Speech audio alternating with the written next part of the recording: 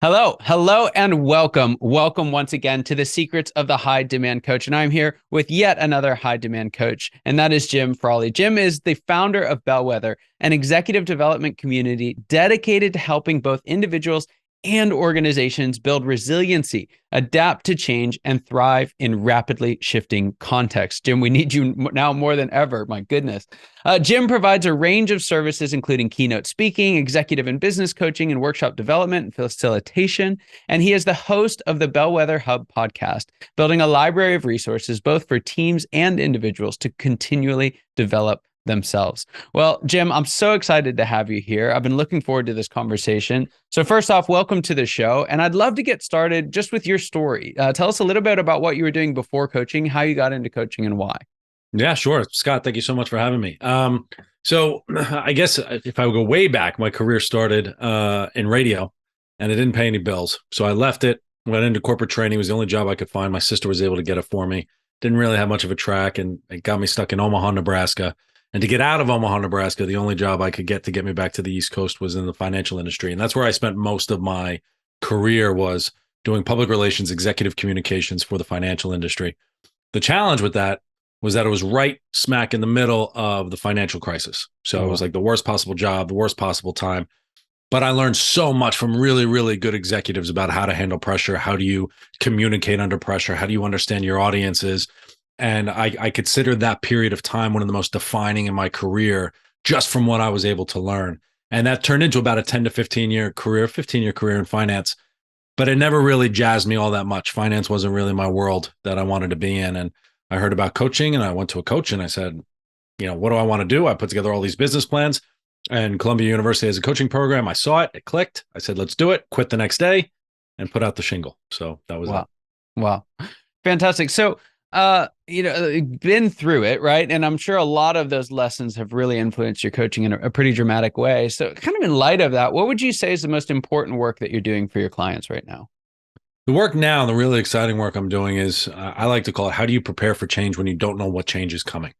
And so that, when you look at it through that lens, this scale of work is pretty wild. When we talk about getting someone ready to get into the C-suite, so the individual executives, how are you preparing for yourself and understanding your audiences, and what's your business strategy? How do you put together a plan, a 5-year plan, when it's going to be irrelevant in a year and a half anyway? That kind of work is really, really fun. But then also on the corporate side, when we're working with executive teams on what's the real people strategy, right? How do you prepare your people for change when they don't know what change is coming? Because they feel it and they know it. They're looking at the layoffs. They're looking at the competitors and all the work that they're doing. They're looking at the news and the stock market and everything else. And, their ultimate question always is, what about me? And so how do we rethink people strategy, get them ready, get the organization and the people really in sync to say, look, we recognize this is your career and you have a world and you have a life, and we also have a business. And let's just talk about this logically, and how do we benefit each other? And what do you need from us? And what do we need from you? And there are a lot of assumptions that organizations have in terms of people and talent that are really outdated, probably by like 40, 50 years still, that we need to just kind of rip the Band-Aid and say, what are we really thinking about our people, and how do we think about them in a better way? Yeah. Well, what would you say are one or two of those assumptions, just to intro what you mean by that? Well, one, the way that we structure our organization is the big one. I mean, let's just go big, right? When we take a look at hierarchies in an organization, the future of work isn't going to look that way. The future of work, I think, is going to really change around to significant accountability on the individual. We're going to see a lot of libraries within organizations to say, you know what, we need these skill sets. So let's just move people around based on project and initiative, and this initiative shutting down. And we're going to have to be incredibly flexible. And how do we piece these together? The bureaucracy is going to have to go away, which is going to be very difficult for the large organizations, but midsize and small will be able to adapt if they do the work now. We're going to raise our expectations of our workers, give them the agency to do the work.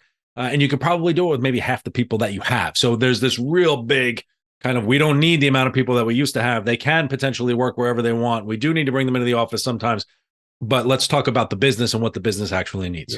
Yeah. That is so good. I couldn't agree with you more. One of the the hallmarks, if you will, of an organization that we would say is in predictable success, right? Achieving the ability to adapt to change, but the resiliency and the consistency to not be just blown around by it, is a high degree of individual ownership and self accountability, right? That's the language we use for it. We're going after the exact same thing that you're going after. And I was just talking with someone yesterday, and there's this false dichotomy in I think most people's minds of you can either be this small, nimble business or you can be a big bureaucratic monolith, right? And that like there's nothing in between. But I mean, and from your skill set that it's kind of that in between space of saying, hey, we're not going to do the bureaucratic thing. We're going to do this at scale, but we're going to stay nimble in the process. How do you help people navigate that tension? Yeah. And it's, one of my big sayings I like to say is macro change requires a focus on the micro individual. So if you're changing your industry, your organization, whatever it might be, you have to start with each individual person, which makes it incredibly difficult. It's why most change management programs fail, is they're telling you, they're thrusting change upon people and saying, deal with it, rather than having it flip the script a little bit and saying, you have the agency to do this. I was very guilty of this when I was in corporate. I was very much a passive observer. I wasn't, taking control. I wasn't creating work. I was just doing what I could. I was incredibly stressed out, or I thought I was stressed out, but it's because I was, not really doing what I wanted to do, and I wasn't doing the right type of work, and I was overworked, and I was exhausted and stressed and all of that. So I wasn't necessarily a good executive. We have to teach people how to be good executives. We have to teach people, and it's just overdone, but we do have to almost teach entrepreneurs and residents. I didn't learn about accountability and really learn about accountability until I started my business, and that forced me to learn it. And so how do we teach people these new types of skill sets, how to have a difficult conversation, how to properly set expectations?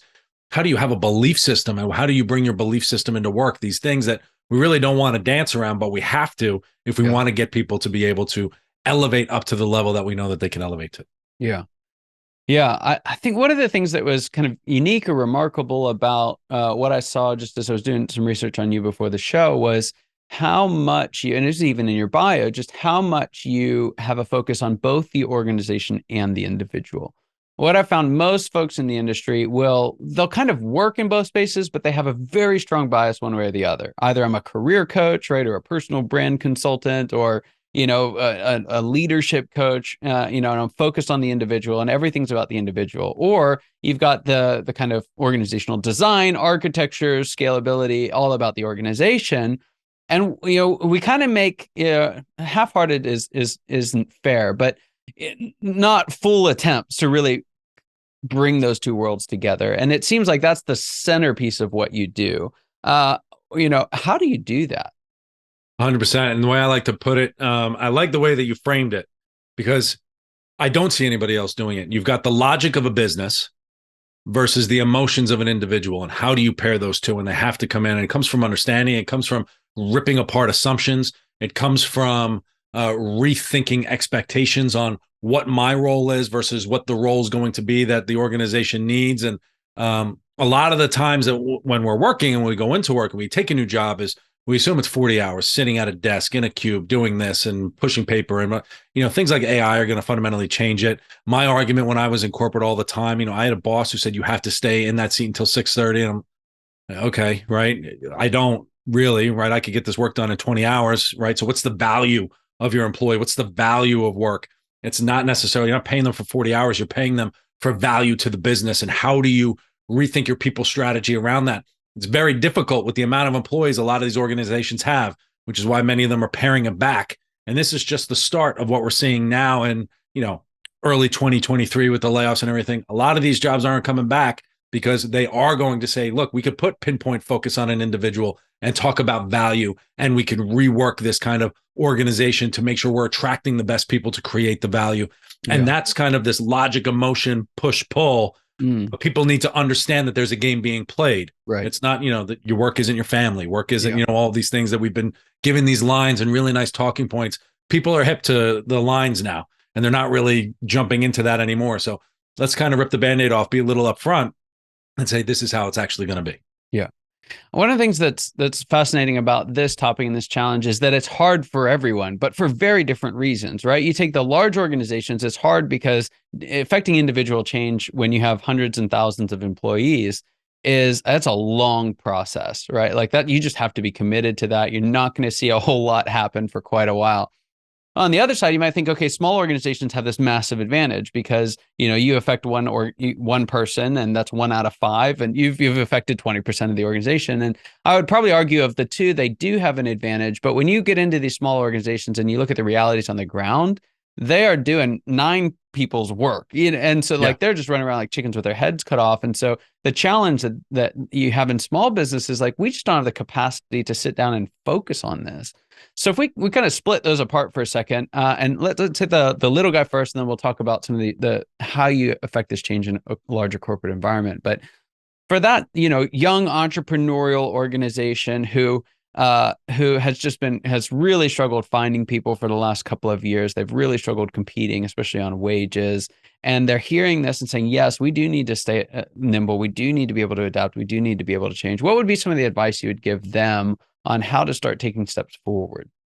Yeah, when you take a small organization, especially one that grows quickly, or that has grown over the years, a lot of the old processes just kind of stick around.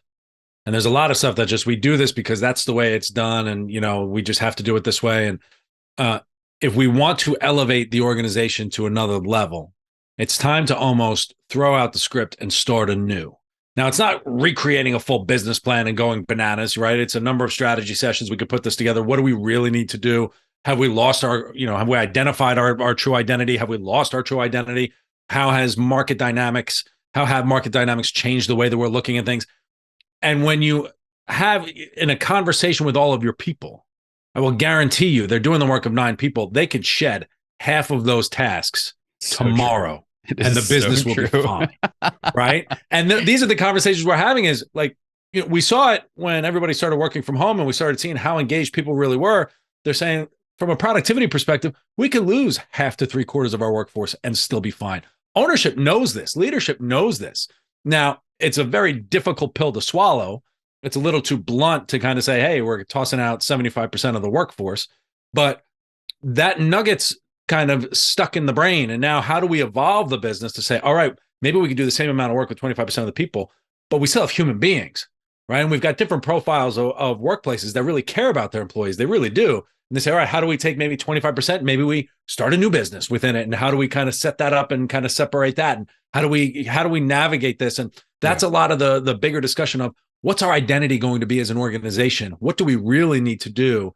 And then how do we leverage things like AI and the new technology to really explode that on a much bigger level? Yeah. And for those listening, it might feel like there's some hyperbole or exaggeration in there. But I mean, time and time again, you go in and you just do an audit of what in the world are we doing as an organization from top to bottom. The lowest I've seen was 40% was, needed to change. But, more often than not, 50, 60, 70%. So like, this isn't just stuff that like we're saying on a podcast to sound cool, but it's like these are real numbers that folks are really dealing with. So for the small organization, yes, I love that. It's like, look at what can you stop doing, because it's way more than you think. What have you drug along for years now, even though you're a relatively young organization? Get rid of that and you'll find some breathing room to make some meaningful change. All right. So for those larger organizations, again, it's a slightly different challenge because you're trying to do this individually at scale. What are some of the first steps for a leadership team to embark on this journey? Well, I would say similar to the small organizations, you have to figure out identity. That's, still first one. What are we going to be? And as you become this massive organization, you're going to be evolving no matter how big you're going. Take a look at Google right now. They're scrambling and they're revisiting their identity and who they thought they were and who they have to be and everything else. But from there, you then have to take a look at scope and take a look at the scope of the organization and where does that fit into your identity? And then it's not going to be, this grand scale kind of rip the Band-Aid. It's too big, but you start selecting key components to be the example for the organization as a model. And you test this lack of bureaucracy, different type of working. How do you measure accountability? How are we giving feedback? And how do we track all of this so that we can give the model to the other segments of the organization and make it work so it can copy? In many of the really, really large organizations, they're doing this, but they're doing it in like 7 different places, and which is fine, but they're going to have to take best practices out of all of these and do that and see what's really working, what's not. Right. But it's like a 10 to 15 year process. It's significant. Yeah. It's going to be big. Wow. So it's fascinating because, again, in our world, we kind of organize this, the world of business into different stages, right? So you have the early startup, you have that fun growth stage, you've got whitewater, which is we're under processed, overgrowth, it's just hyper growth and not enough structure internally. But what folks don't realize is how difficult it is to stay out of the what we call the fifth stage of treadmill. And treadmill is where we start to get a little arthritic, a little form over function, a little too much process. It's where the threat of being big starts to become, a challenge as opposed to an asset. And you keep coming back to this point, which is so important for folks to hear in there, and that it has to come back to identity, to vision, to that why. Like, why are we doing what we're doing? Because other than that, like, you can put tactics in place, but you end up just repeating the same process, right? And you take another 10, 15 years, and you end up in the exact same spot. A lot of feelings are hurt, a lot of energy spent, and it's not there. So when you're helping folks really dial in on this identity issue, well, first one, do you get pushback on there? Like, we don't have time for this, or are you finding that that's received well? It's one of those things that it sounds like it's something we should do, but when you're actually going through the process, they say we don't have time for this. It's like when you say you need to take a nap, right? Because you're so overly exhausted. You say, but I have too much work to get done. But the nap's actually going to do you a benefit because you can get more work done later. So yes, you get a lot of pushback. A lot of them saying, why do I have to go all the way back? I don't have time for this. We're talking about a 10 to 15 year process. To be honest, market dynamics may not allow for a 10 to 15 year process. So that's another big element that's going on with the way things are changing so incredibly quickly. Some people aren't ready to take a step back and say, they're also afraid of what's going to open it up, right? And what does this mean for our business? And does this actually change it? So I get a lot of pushback for that, but it's a fundamental first step to making sure that you're making the right next steps. Because if you don't have the identity secure, then you're just going to be spinning wheels. Any kind of change without intentionality is just spinning wheels. Is not going to work. It's so true. So true. All right.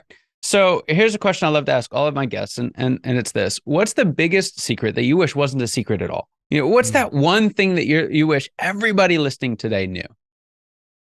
I'll give you two quotes.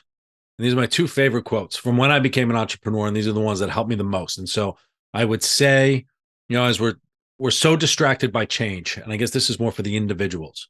First quote is from Jean-Jacques Rousseau. How can anyone be satisfied in life if they're not satisfied with the one person they can never be separated from? And that is everything, no matter what change is happening, comes down to you as an individual. And so you have to figure out you. We can talk about ethical philosophy and helping other people and all that stuff. We help other people to help ourselves, but you can't help other people. You can't be successful until you figure yourself out. That's one. And then the other one is, no matter what you're doing, as these change, and as maybe you have a business, you're trying to sell your business, or maybe you were trying to pitch something internally. And I think I saw it on Reddit or something. You can have the greatest peach tree in Georgia. Some people don't want peaches, and that's okay. Right. And suddenly you're like, oh, okay. It's like a bad breakup where you're like, oh, maybe they just didn't want my peaches. That's fine. Okay. And you kind of go and change the way I sell the business, change the way I approach selling the business, where you're matching to what people actually need at a really, really good time. That's when we're talking about corporate and individual. That's it. Right. This corporate may have the greatest peaches. I may not be in the mood for peaches this week. It's not the right place for me. Yeah. Well, there was just so much we could jump into on that, but for the sake of time. So yes, I'm in Atlanta. So you're speaking my language. Oh, there you go. Perfect. Yeah. I live in Peachtree Corners, so yeah, I'm right there with you. All right, but I do want to shift gears a little bit here, and this is a question I'm really eager to hear, how you're approaching it, and that is, take off your consultant hat, your, coach hat, if you will, put on your CEO hat, and talk to us a little bit about what the next stage of growth looks like for you, right? So we're in these uncertain times. You're helping clients in this really special way. What do you think is the next stage of growth for you in your business? And what are some of the challenges you'll have to overcome to get there? Yeah, the thing that's I'm laser focused on right now is that everybody is petrified and they need a guru, but everybody wants to be a guru. They need a guru that they can actually trust. And so how do you build something? And it's why I got into coaching. I didn't like the coaching product that was out there because there's no accountability on coaches. And so that's what I'm focused on now, is building up a brand that people can actually trust as they're navigating this type of change. From a business perspective, I am loading up on AI focused tools that my clients can use. I've already white labeled a public speaking, an AI public speaking coach, which is phenomenal. It's called Udly. All my clients just get it. I give it to them free of charge. There's going to be other ones. We have to think about how coaching is going to evolve, right? We're only 2 years away from AI coaches in general. So the coaching industry is going to completely evolve.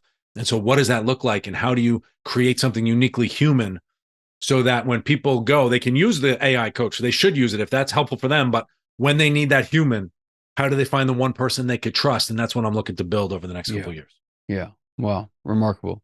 Truly remarkable. Well, Jim, thanks so much for your time. It's just an absolute delight having you on the show. I could probably talk for a few hours, but I do my best to keep this short for our listeners, because we value your time and attention. If you're listening today, just above and beyond.